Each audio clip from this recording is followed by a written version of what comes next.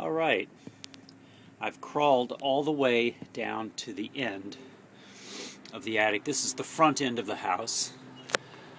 You can see the roof peak, the underside of the roof peak here. There's a lattice vent up in the top part of the gable. You can see the back of the clapboards, and I'm sitting on a solid old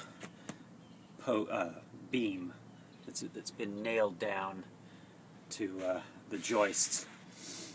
Okay. Anyway, over here, you can see why these. We're looking at the back of the beadboards that form the ceiling of the front porch balcony, and you can see why they've been falling out. There's one just getting ready to fall out here, and it's because there's just not a lot they're attached to. You know, basically the members they're attached to is this and this and this over here.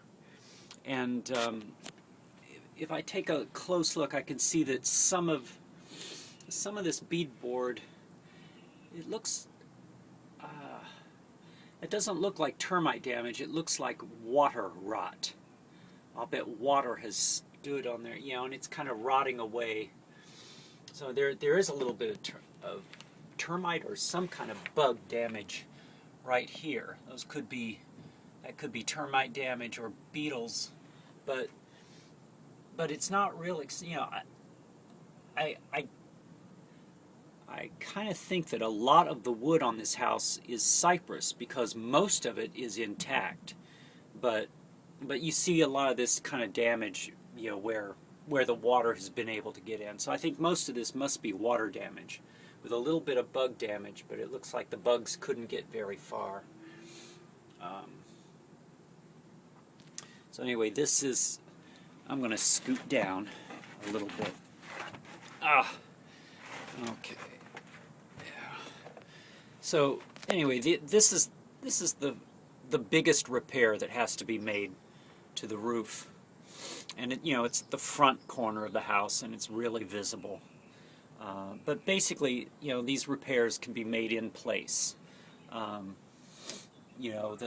ends of the joists basically have to be replaced, and that means the part that's rotting away, you can come back to the part that's still solid. You can cut it, or I guess I can cut it, and then put in a replacement piece, and then fasten them together with cleats.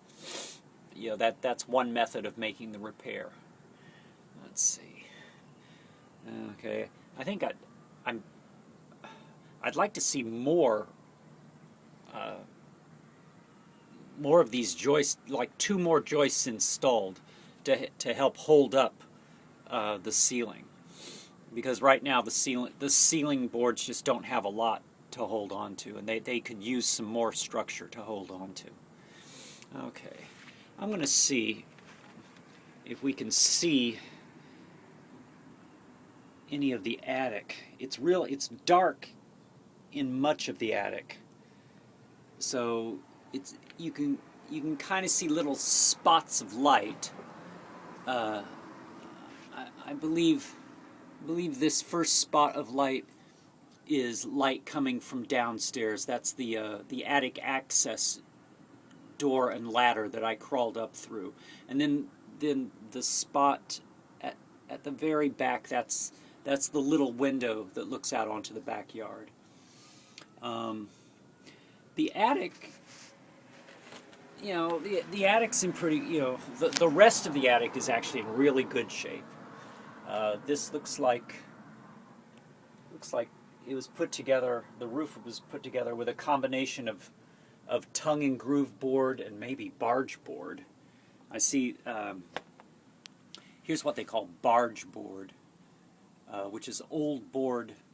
Originally it came from barges that floated down the Mississippi, and I don't know if that's where these pieces of wood came from, but that's a name that stuck.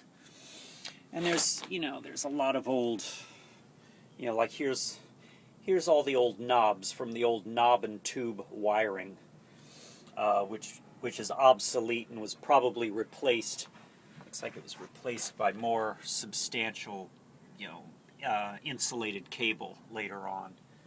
Because that looks, that looks like it's something like maybe from the 50s or 60s, at least.